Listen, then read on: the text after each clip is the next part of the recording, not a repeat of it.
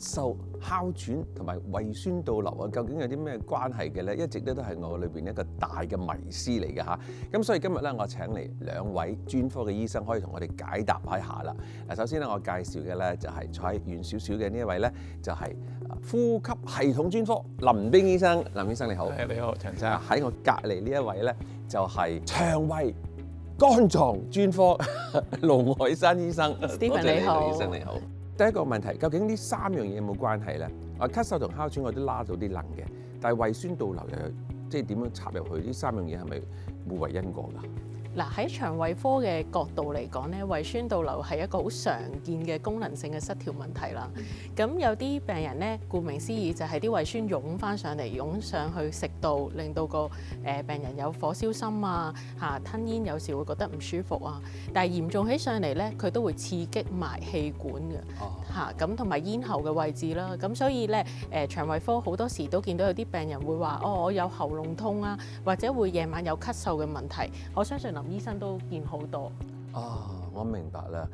我諗我都可能有呢個問題，所以今日更加要詳細啲請教下兩位啊。咁喺呼吸系統嗰方面啦，嗰個嘅咳嗽啊，會唔會真係咳得耐會變咗哮喘嘅咧？其實就唔會嘅，不過好多人都擔心我咳咁耐會唔會咳下變哮喘啊？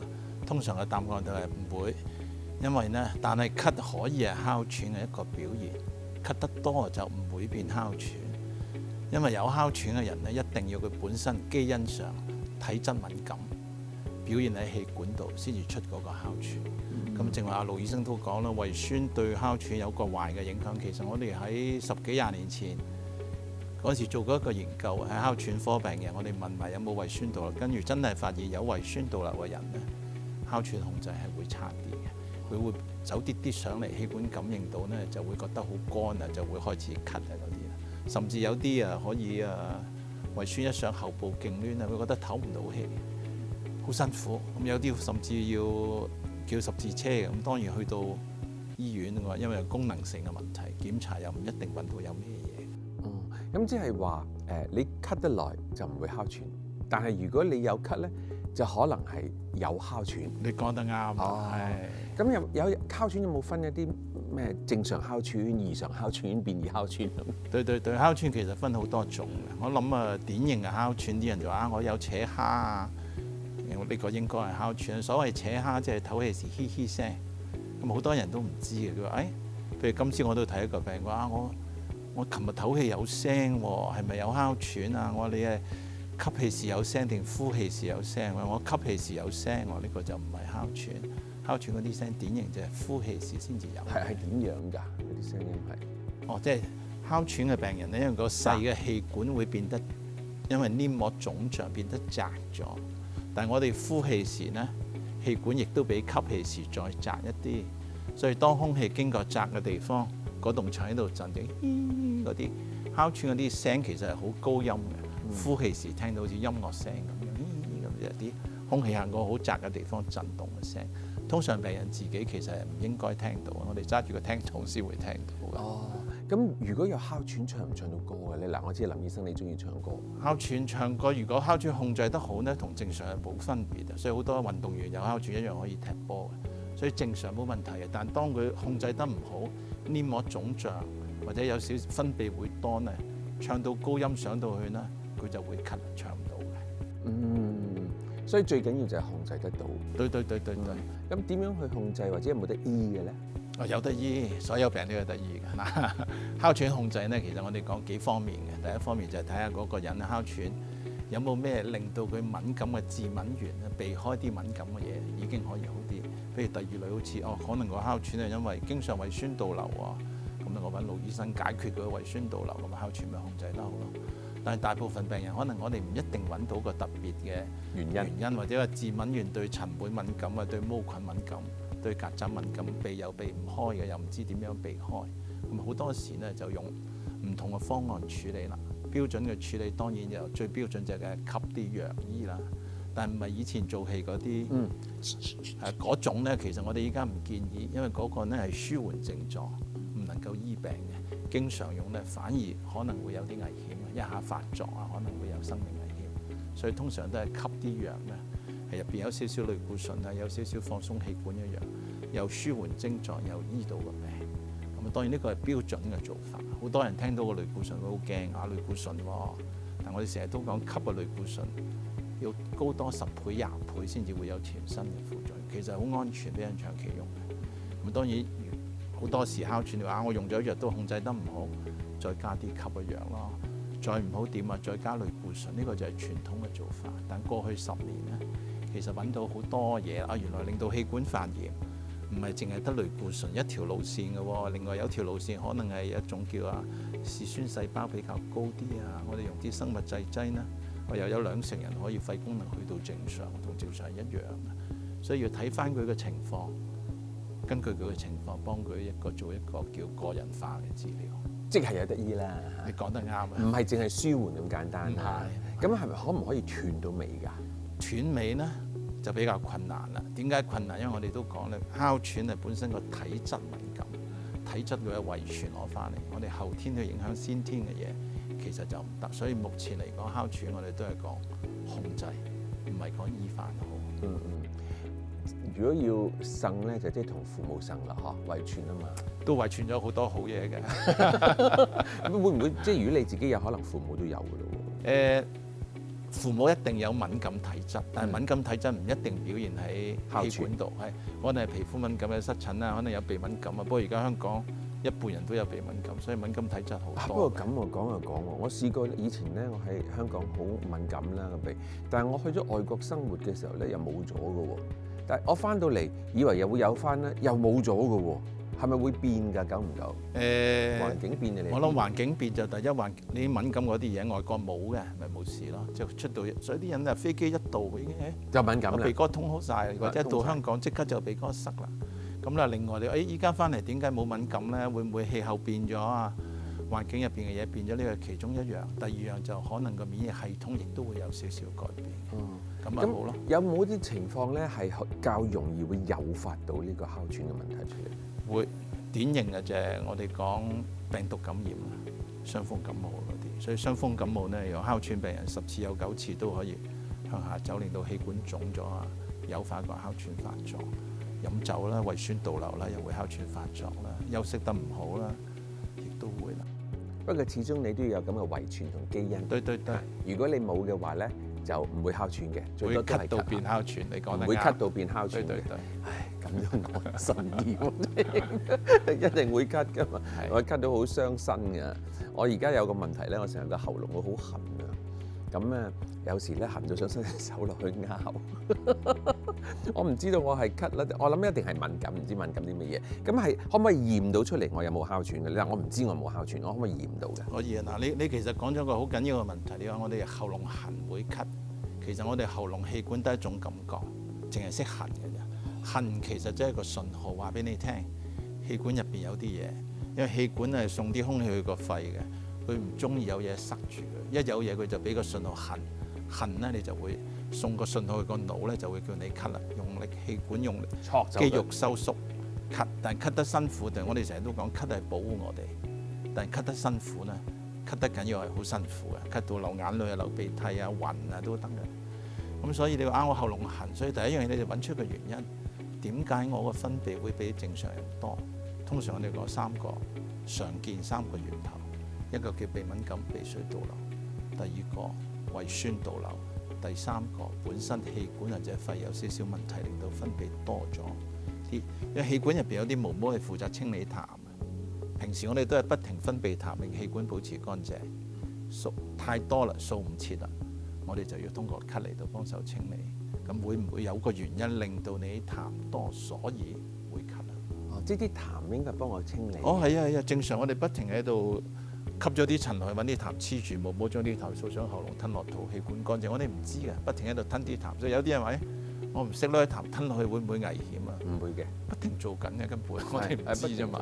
哎呀，我怪錯咗嗰啲痰，即係我成日好憎佢哋。咁嗰啲咩去痰嗰啲咁就其實唔需要去嘅，係咪？嗰啲嗱，去痰嗰啲咧，好多人用嘅化痰藥啊嘛，佢以為食咗用咗會化咗啲痰，其實通常嗰啲用咗咧，等啲痰稀啲，毛毛掃得容易啲，冇嘢積住你咪唔覺得有痰咯。所以你話我食啲嘢收咗痰咧，其實唔會嘅，你反而仲容易肺炎啦。所以你話明明咳，我食啲止咳藥，等佢唔咳唔好嘅，有痰你唔咳出嚟，或者唔幫手佢清理咗，佢塞住咗整個肺炎仲嚴重。原來係咁。嗱，咁啊，盧醫生就請教下你啦。啱啱都提過啦，即係胃酸倒流係一個嘅成因啦。我點先知道佢係咪因為胃酸倒流而令到我咳啊或者哮喘啊咁嘅咧？通常我哋咧都會先問下個病歷先嘅，即係嗰個症狀啦，同埋了解翻嗰個病人咧個生活習慣嘅。即係譬如最典型嘅都市問題啦，即係好夜食飯嘅，食完飯可能係啦就瞓低啦。咁另外就係會唔會食好多一啲刺激性嘅食物啊，令到個食道個括約肌肉鬆弛嘅嘢，即係譬如酒精啊或者係咖啡因啊嗰啲都會影響嘅。咁問完病歷之後咧，就睇下個症狀係個嚴重程度同埋係咪典型嘅症狀啦。即係譬如話，會唔會除咗咳之外，伴隨住一啲火燒心啊，或者係有一啲灼熱啊、吞咽困難啊嗰啲症狀啦。咁好多病人其實都會即係講下都係話夜晚就會有啲咳啊，但係有乾咳嘅。咁同埋就即係瞓得唔係咁好啊，有時喉嚨會有啲火燒嘅感覺，或者有啲酸水湧上嚟啊、口苦啊，呢啲都係常見嘅一啲胃酸倒流嘅症狀。哎呀，死啦！我一定係啦咁。係咪可以有得 check 到㗎？即係你唔係淨係問㗎嘛，你可以有嘢睇到㗎嘛？有嘅。咁我哋咧就最常做嘅檢查咧就有2種啦。咁我哋都會同病人建議做翻一個內視鏡先嘅。即係胃鏡。胃鏡。係啦，即係食道去到胃，去到十二指腸第2段。咁其實個原因係乜嘢咧？個目標係想排除一啲其他嘅嚴重可能性，譬如個食道有冇話有一啲其他嘅感染啊，例如真菌啊、病毒感染啊，或者有冇食道嘅發炎潰瘍啦，或者有冇胃嘅潰瘍啊，或者好罕見唔好彩，原來有一啲 cancer 啊嗰啲，咁都係要透過內視鏡直接去 visualize 去睇個食道同個胃嘅。咁但係如果都唔清楚揾唔到個原因咧，我哋都會同病人傾，想唔想做一個咧，就係放一粒好細嘅儀器喺個食道度，咁就度幾日嘅，咁就睇翻24小時咧身體食道嗰個酸鹼值，咁就嚟睇翻嗰個即係我哋有個 result 嘅時候就確定究竟嗰位病人嗰個食道係咪長期處於一個酸性嘅狀態。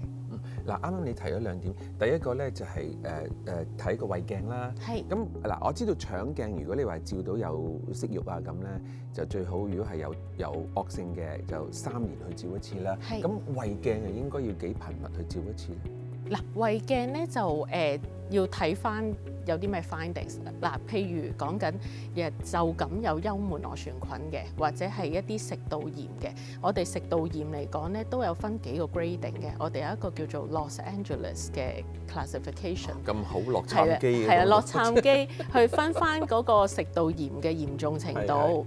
咁如果係去到嚴重嘅，咁我哋可能建議咧，食完一輪嘅特效藥之後咧，就要做翻一個覆查啦嚇。咁另外咧，如果有胃潰瘍嘅病人咧，我哋都建議食好完一輪特效嘅質子泵製酸藥之後咧，都要做復驗嘅。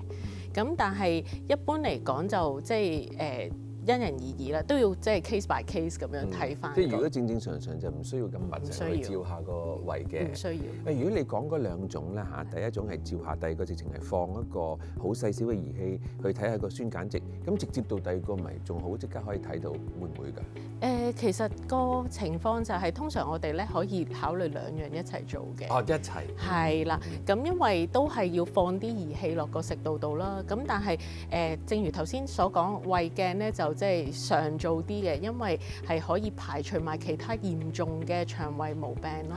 係。嚇，咁就變咗可以撇走咗其他，譬如可能嘅因素。因為如果有胃潰瘍嚇，咁有時咧其實個胃咧都會陰痛啊，都會灼熱嘅。咁但係反而咧，如果有幽門螺旋菌感染咧，因為幽門螺旋菌咧會阻住，即係會減少咗個胃酸咧，反而有幽門螺旋菌嘅病人咧，喺研究顯示咧，佢胃酸倒流機會就比一般人少啲。但係嗰隻唔係好嘢嚟㗎。唔係好嘢嚟嘅，都係要做檢查先知。咁嗰隻唔係好嘢，就係雖然胃酸倒流就冇關啦，係咪？咁佢有啲乜嘢壞嘢出嚟㗎？佢嘅問題就係長期唔知道咧，咁都研究顯示咧，會容易有即係胃潰瘍啦，或者嚴重嘅，因為長期有胃炎嘅關係咧，可以有機會唔好彩演變成為即係胃癌啊咁樣。哇！呢個最可怕啊！係啊。咁如果你胃酸倒流咧，成日都唔理佢，會唔會倒流得犀利，會變成呢個腸胃嘅癌症嘅咧？嗱，其實咧，如果胃酸倒流得犀利咧，最大嘅問題就係湧上嚟揦酸咗食道，因為食道嘅黏膜咧就同胃嘅黏膜有分別嘅，佢唔預個食道係處於一個長期酸嘅狀態嘅。咁如果食道嘅黏膜咁脆弱嘅時候，長期受到胃酸嘅刺激咧，咁佢就會發炎。嚴重嘅咧就會有一個叫做 Barrett's esophagus 嘅情況，咁係一個令到啲細胞有機會病變啊，變咗做一個癌前病變啊咁樣。雖然罕見嘅即係一般胃酸倒流嘅病人咧係唔會有咁嘅事情發生，咁但係偶然我哋都會見到，因為嚴重嘅胃酸倒流冇處理咧，令到個食道開始有潰瘍啊，或者係有一啲病變嘅情況。大家如果係有胃酸倒流就唔需要過分擔心，冇錯。但係亦都可能萬中有其一都有咁嘅可能，所以最好就先處理咗佢啦。咁啊，林醫生，你有冇試過胃酸倒流㗎？我當然有啦。咁你點樣啊？你咩情況之下誘發你嘅胃酸倒流？食得太飽咯，飲咗2杯咯。即係係咪有一啲係真係咁嘅？即係1-2晚倒流完就冇嘢嗰啲嘅？係啊。咁點解胃酸倒流咧？我唔知林醫生你有冇試過？你話食咗2飽入，即係飲得多咗，你瞓覺嘅胃酸倒流啦。會唔會試過一啲越夜係越勁嘅咧？即係好多聽啲朋友講話夜晚黑會嚴重啲嘅喎。因為咧好多人另外有個病叫睡眠窒息症，睡眠窒息會令到食道同胃嗰道門鬆咗咧啲嘢咪容易向上走，瞓喺度半夜向上走，所以半夜啊口乾啊咳啊等等，嗰個係關個睡眠窒息事。但係好在你講樣嘢都好似關我事咁嘅。唔使驚，控制咗睡眠窒息症咧，胃酸倒流好多嘅。係咪啊？嗰道門有機會變翻緊嘅，係。呢個真係打通健康之門啊！要打開道門。喂，你真係講樣嘢都好似啱我事咁，我成日好口乾嘅瞓醒覺。係啊。係咪即係呢個就可能係有睡眠酸上嚟嗰啲好乾嘅，嗰啲乾就你固然係用口唞氣啦，會乾啲，但係最主要係啲酸上嚟，呢個胃好乾涸啊！飲水都好似解唔到，有啲話我瞓醒覺講唔到嘢嘅，口苦嘅咁樣。盧醫生，如果胃酸倒流嘅時候，有啲咩舒緩咗佢嘅啫？我唔係即刻揾到你㗎嘛。嗱，即時嘅方法咧就係坐直個人，跟住咧就可以考慮飲杯暖嘅水，中和咗啲暖唔好。凍嘅，如果又有已經有啲咳啊嗰啲嘅情況，咁咪會令到個氣管更加敏感。飲啲暖嘅水。咁如果夜晚真係要瞓覺嘅時候咧，都有秘訣嘅。如果我哋打側身瞓咧，打左側嘅話咧，啲胃酸咧係冇咁容易由個胃度湧上嚟嘅。右側唔得，右側就調翻轉，因為個胃咧，我哋如果左側嘅話咧，個胃就咁樣兜住，個食道就喺上邊。調翻轉，如果喺右側咧，就咁樣傾過嚟嘅時候咧，胃裡面嘅胃酸就好容易令到個下食道括約肌肉鬆咗，就流啲胃酸出嚟。咁所以就最緊要都係即刻坐直。如果唔能夠坐直嘅人咧，就打左側就會比較理想啲。飲奶啊，幫唔幫到嘅咧？即係成日有一個咁嘅概念，飲杯奶啦。其實我諗暖水係最好，因為奶咧，如果係全脂嘅話咧，其實係難消化嘅。好多胃酸倒流嘅病人都係因為個胃嗰個動力慢咗，即係好似初講係 functional 個動力啊，即係一個唔係結構出問題，係功能嘅問題。咁如果本身個消化能力都比較弱嘅時候咧，飲一啲高脂嘅全脂嘅奶咧，就比較上難啲去應付啦個胃。反而如果話喺奶類嚟講咧，杏仁奶係最容易，即係啦，會容易啲消化到啦，同埋咧就冇咁脹氣嘅，因為有時胃酸倒流病人又會話個胃會好脹啊咁樣。嗱，你杏仁呢家嘢咧又好蠱惑，你就咁食一粒杏仁咧，我覺得好難消化嘅喎，佢變咗奶又因為食嘢嘅速度問題啦，哦應該 Stephen 就關，因為胃酸倒流嘅病人咧，通常都太係急係啦嚇，即係食嘢做嘢都快嘅。咁杏仁啊或者啲果仁，如果嚼唔爛就吞咗落去咧，其實就之後就好哽胃啦。係啦。我又問下林醫生啦，你食嘢咧會係咀嚼幾多次先吞㗎？基本上都係直吞嘅。所以你又試過胃酸倒流啦。但係其實係咪最理想應該係食嚼23下先至吞嘅咧？又冇計嘅，但係我都會有時同啲病人講笑咁話啊，不如time 下自己食嘢食幾耐啊，即係盡量都慢慢咀嚼20-30分鐘慢啲啊，同埋食嘢就定時，即係3餐定時都改善到胃酸。嗱，仲有一樣啦，我又成日貪靚，中意減肥啊。咁啊食嘢嚇，即係食慢啲，係咪幫助到減肥嘅咧？即係你自己個飽嗰個感覺係可以上到嚟嘅嘛，係咪啊？絕對係啊！咁慢成點咧，盧醫生？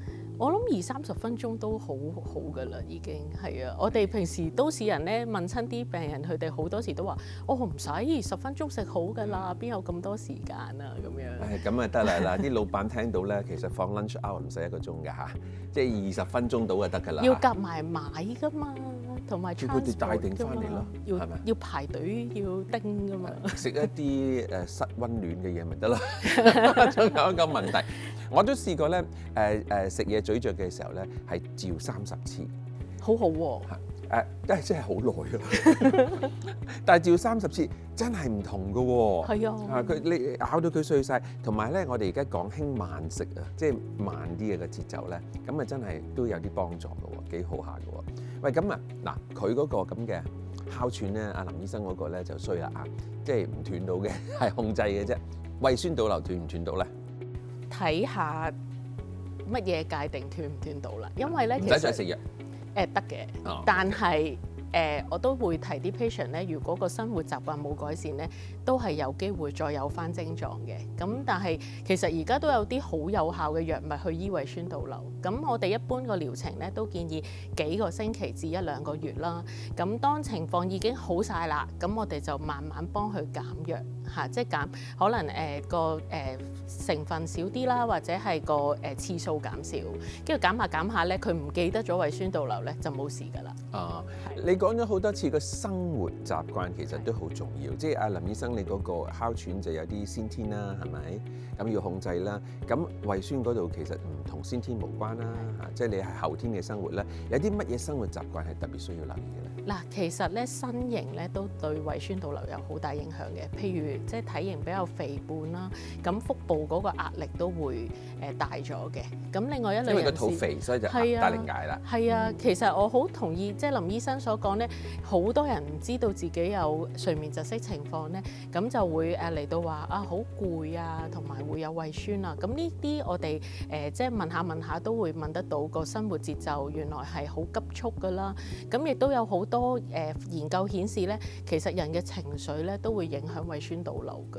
即係嗰輪可能係壓力比較大啲啊，多嘢擔心啊，或者做嘢好急啊，都會影響胃酸倒流。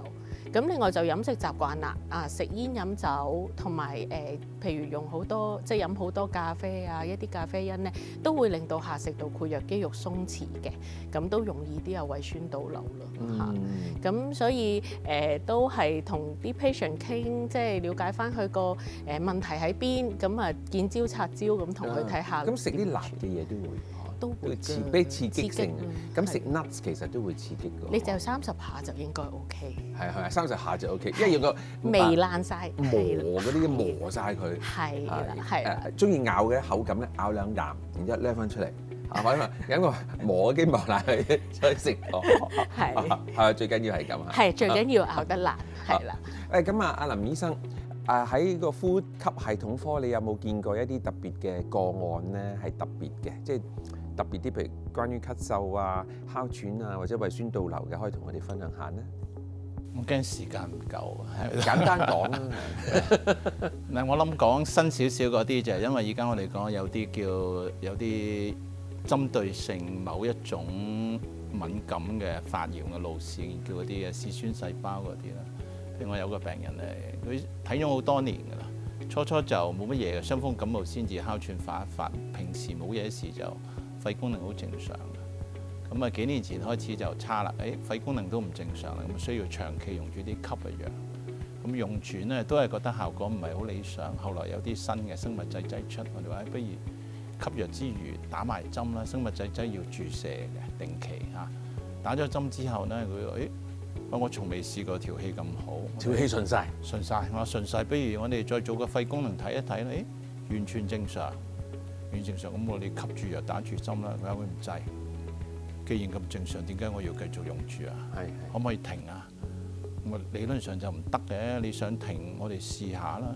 好啦，我唔吸藥又唔打針，咁不如1個月翻嚟啦。1個月翻嚟再做個肺功能，我都好好喎，冇嘢喎。做肺功能真係又冇嘢正常喎。咁得啦，醫翻好啦。理論上唔會噶噃。你譬如過多3個月再嚟啦，再做多一次都冇嘢，得啦，我唔使翻嚟睇啦，我 OK 啦。咁我幫你知道喎，理論上唔得噶噃。咁啊過多半年啦，好喘咁就翻嚟啦。咁其實我哋依家睇翻國際文獻都知嘅，其實我哋用咗藥好有效針對嗰個氣管發炎，但其實就冇得話等於高血壓食咗藥血壓正常，你停咗藥佢又會翻嚟嘅。咁所以我哋都係要用藥，不過將啲藥嘅分量減少，將打針嘅時限拉長，用最少嘅藥控制住。咁啊肺功能完全正常，佢同正常一樣。咁啊呢個我諗都係我哋治療嘅目的啦。咁呢啲藥物有冇副作用嘅咧？藥物當然啦，所有藥物都有可能有副作用，但係咧吸嗰啲藥咧，因為佢入到血嘅份量微乎其微，所以基本上都冇乜副作用。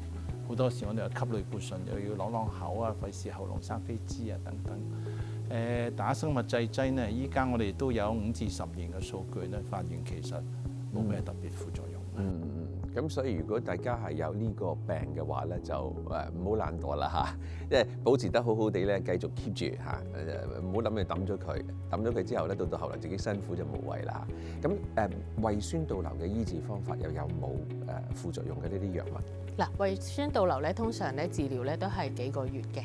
咁個副作用咧都係好少嘅，即係我哋講緊咧，如果長年累月咁樣去食一啲特效嘅胃藥啊，例如質子泵製酸藥咧，咁好罕見情況有機會容易少少骨質疏鬆嘅，呢啲都係有文獻記載㗎啦。咁另外咧，有時刺激即係胃酸倒流就係太多胃酸啦。如果長期受到藥物嘅抑制咧，咁有時會增加胃息肉嘅。咁但係咧係講緊用好多年，係啦。咁但係如果一個有效嘅治療，講緊係幾個月嘅話咧，其實就好安全。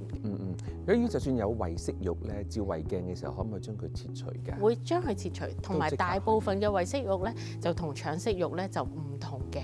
咁係多數係啲我哋叫 fundus gland polyps， 係一啲胃底腺息肉啦，係好良性嘅，就同腸嗰啲會變腸癌嗰啲腺性息肉咧，就完全兩碼子嘅事，唔關事。咁嗰啲良性嘅息肉唔理佢又有冇問題嘅咧？其實唔理佢咧，如果好細粒，我哋第一次做檢查嘅時候攞咗樣本，確定咗性啦，係真係胃底腺息肉嘅話咧，我都同啲 patient 講咧，其實唔拎佢唔係話一定會變差。有好多病人我見過，即係印象最深刻有一位病人係過百粒息肉嘅。